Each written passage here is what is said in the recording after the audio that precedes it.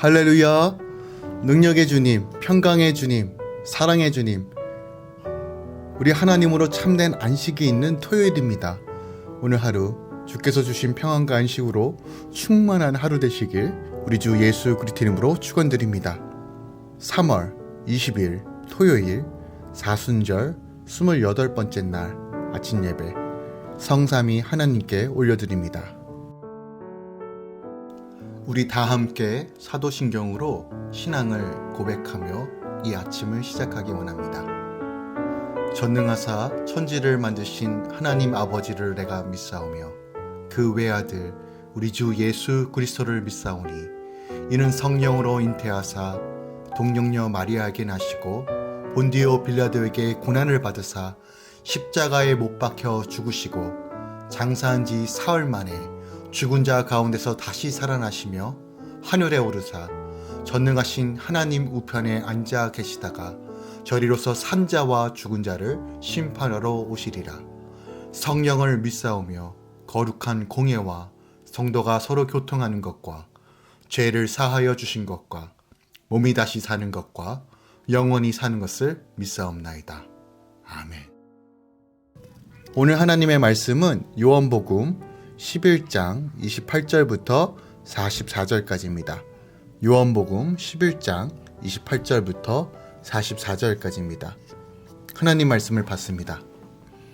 이 말을 하고 돌아가서 가만히 그 자매 마리아를 불러 말하되 선생님이여 오셔서 너를 부르신다 하니 마리아가 이 말을 듣고 급히 일어나 예수께 나아가매 예수는 아직 마을로 들어오지 아니하시고 마르다가 맞이했던 곳에 그대로 계시더라. 마리아와 함께 집에 있어 위로하던 유대인들은 그가 급히 일어나 나가는 것을 보고 고가로 무덤에 가는 줄로 생각하고 따라가더니 마리아가 예수 계신 곳에 가서 배웠고 그 발 앞에 엎드려 이르되 주께서 여기 계셨더라면 내 오라버니가 죽지 아니하였겠나이다 하더라. 예수께서 그가 우는 것과 또 함께 온 유대인들이 우는 것을 보시고 심령에 비통히 여기시고 불쌍히 여기사 이르시되 그를 어디 두었느냐 이르되 주여 와서 보옵소서 하니 예수께서 눈물을 흘리시더라. 이에 유대인들이 말하되 보라 그를 얼마나 사랑하였는가 하며 그중 어떤 이는 말하되 맹인의 눈을 뜨게 한 이 사람이 그 사람은 죽지 않게 할 수 없었더냐 하더라. 이에 예수께서 다시 속으로 비통히 여기시며 무덤에 가시니 무덤이 굴이라 돌로 막았거늘 예수께서 이르시되 돌을 옮겨 놓으라 하시니 그 죽은 자의 누이 마르다가 이르되 주여 죽은 지가 사흘이 되었음에 벌써 냄새가 나나이다. 예수께서 이르시되 내 말이 내가 믿으면 하나님의 영광을 보리라 하지 아니하였느냐 하시니 돌을 옮겨 놓으니 예수께서 눈을 들어 우러러보시고 이르시되 아버지여 내 말을 들으신 것을 감사하나이다. 항상 내 말을 들으시는 줄 내가 알았나이다. 그러나 이 말씀을 하오는 것은 둘러선 무리를 위함이니 곧 아버지께서 나를 보내신 것을 그들로 믿게 하려 함이니이다. 이 말씀을 하시고 큰 소리로 나사로야 나오너라 부르시니 죽은 자가 수족을 배로 동인채로 나오는데 그 얼굴은 수건에 쌓였더라. 예수께서 이르시되 풀어놓아 다니게 하라 하시니라. 아멘. 하나님의 말씀입니다. 오늘 본문은 마리아의 예수님 영접과 연약한 인생의 죽음을 두고 슬퍼하는 사람들로 인한 예수님의 슬픔과 연민이 잘 담겨져 있습니다.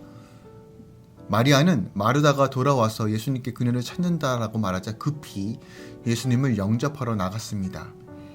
이는 안에서 조객을 맞이하던 마리아가 아직 예수님께서 베다니에 이르신 사실을 몰랐음과 동시에 그가 예수님을 얼마나 애타게 기다려 왔음을 분명하게 보여주고 있는 대목이에요. 그리고 예수님께서 이 상황에 대해서 심령에 분통히 여기시고 민망히 여기사 눈물을 흘리셨다라고 기록하고 있어요.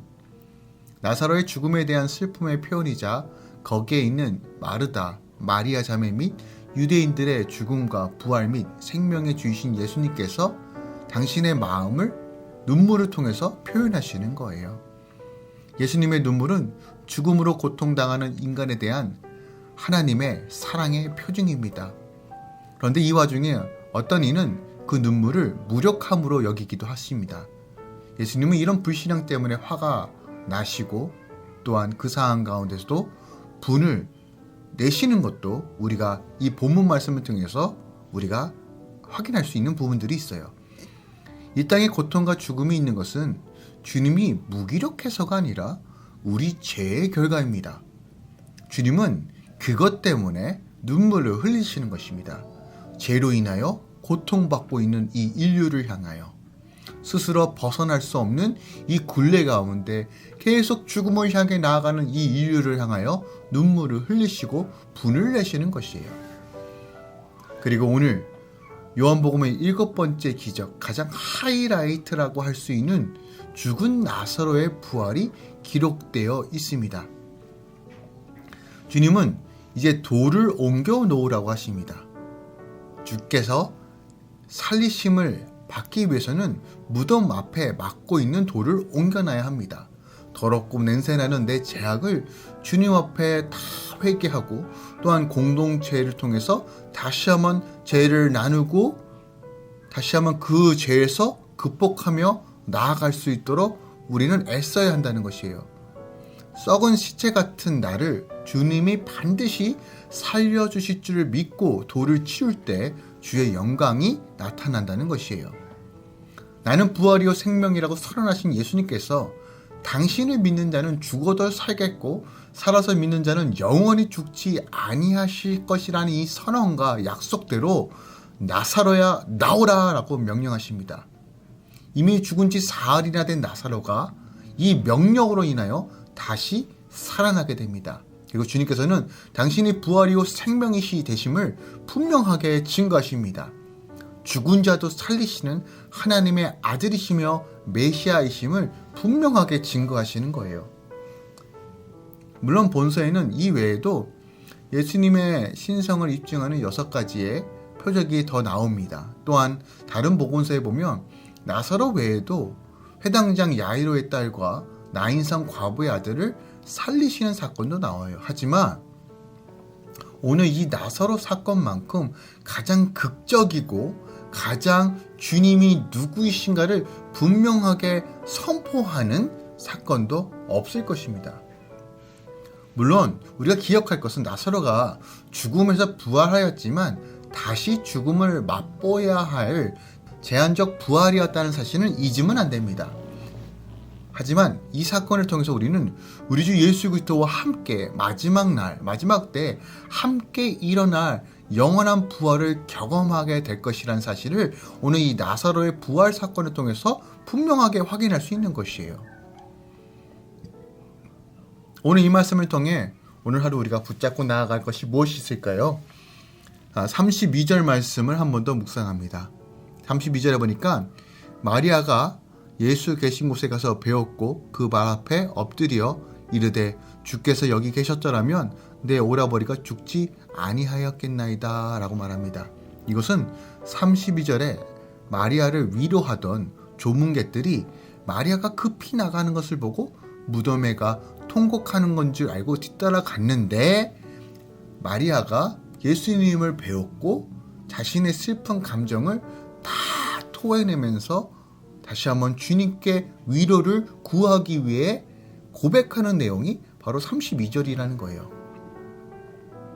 그러면 마리아는 왜 그렇게 주님을 기다렸을까요?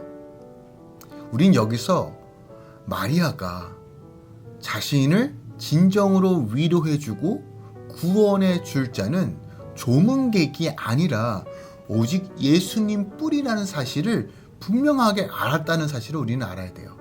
주님만이 참된 위로의 근원이 되심을 그녀는 알았습니다. 이처럼 우리가요, 인생을 살다 보면 예상치 못했던 슬픔과 아픔, 고통과 어려움을 경험합니다. 사람이니까요.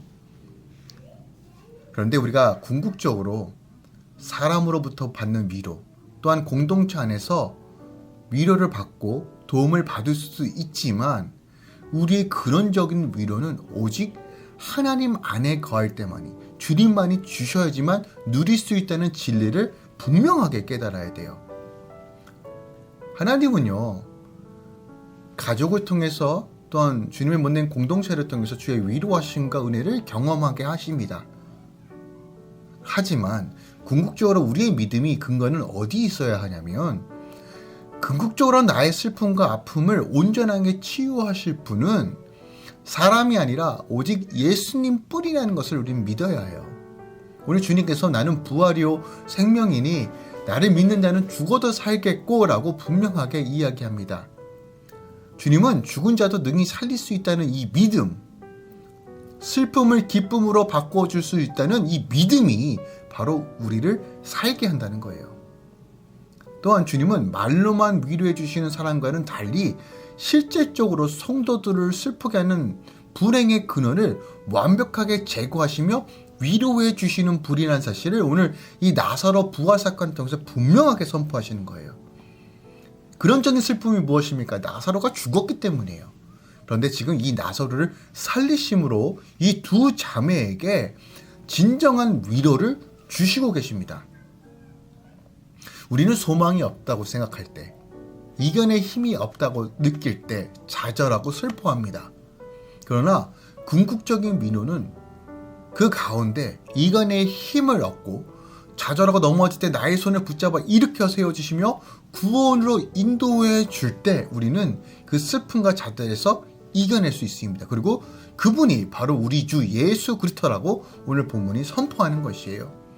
오늘도 우리는 슬픔과 어려움 그 자리에서 부활의 능력으로 다시 일어날 수 있습니다. 바울은 빌립보서 4장 6절에서 7절에 이렇게 권면합니다. 아무것도 염려하지 말고 다만 모든 일에 기도와 간구로 너희 구할 것을 감사함으로 하나님께 아뢰라. 그리하면 모든 지각이 뛰어나 하나님의 평강이 그리스도 예수 안에서 너희 마음과 생각을 지키시리라. 하나님의 평강이, 하나님의 위로하심이, 하나님의 도우심이 그리스도 예수 안에서 너희 마음과 생각을 지킨다. 그러니 염려하지 말고 기도와 간구로 하나님께 나아가라는 거예요. 그러면 성도는 불행이 닥칠 때, 슬픔이 밀려올 때 세상의 방법으로 그 위로를 해결하려고 하지 마십시오. 잠깐의 유익, 잠깐의 쾌락, 잠깐의 엔터테인먼트가 여러분을 위로하지 않습니다. 소망과 진리, 주님을 붙잡을 때만이, 주님께 나아갈 때만이 우리 안에 참된 평안이 임하게 됩니다. 주의 사랑과 영원한 언약을 재확인받으면 우리는 어떤 불행도 슬픔도 이길 수 있습니다.